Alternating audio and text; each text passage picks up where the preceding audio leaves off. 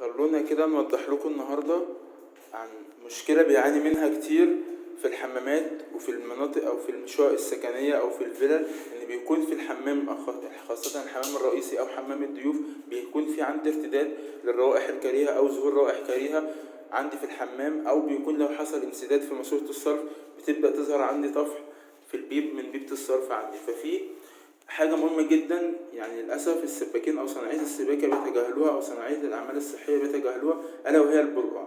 بتكون موجودة مع بيبة الصرف الخاصة بالصفاية. البرقع ده بيكون بالشكل ده زي ما واضح معانا كده، ده شكله تمام.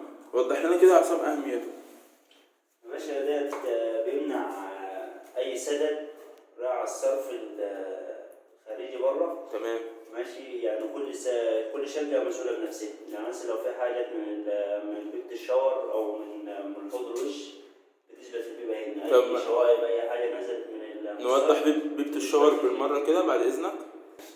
دي بيبة الشاور مثلا زي ما أنا شايف كده، وجنبها بيبة الصرف بتاع الحمام زي ما واضح معانا. تمام كمل. فلو عندي أي انسداد البرة بيكون تصميمه بالشكل ده كده، ده شكله تمام. الفوهة دي بتكون داخلة غطسة جوه الماسورة ال3 بوصة بتاعت الصرف، والفوهة السفلية دي بتكون مرتفعة عندي جوه البيبة.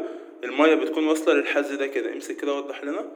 المية بتكون واصلة لحد هنا، بتمنع أي روائح جاية من بره، مثلا أي ريحة رد على الشقة من البيبة 3 بوصة. دي بتبقى في المية، ودي بتبقى في الصرف. غطسة في ماسورة الصرف ال3 بوصة.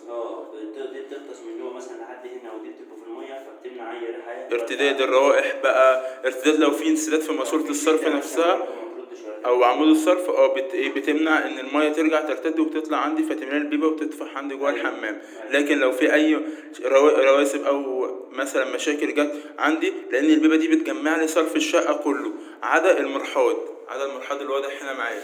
يعني البيبه بتجمع صرف الشقه كله، حوض بقى، صرف حوض، صرف شاور، صرف حوض مطبخ، حوض وش، وهكذا. كل الصرف بتاع الشقة بيجمع هنا في البيبة. لو في اي رواسب اي مشاكل بتبدأ هنا تتجمع عندي تحت البرقع ده، وما تخشش تعدي في الماسورة وتسد لي ماسورة الصرف عندي، فبتقيني من مشاكل كتير. هنركب دلوقتي البرقع. اتفضل. هنا كده بعد ما تم تركيب البرقع بيتم تركيب الصفاية، بيبة الصرف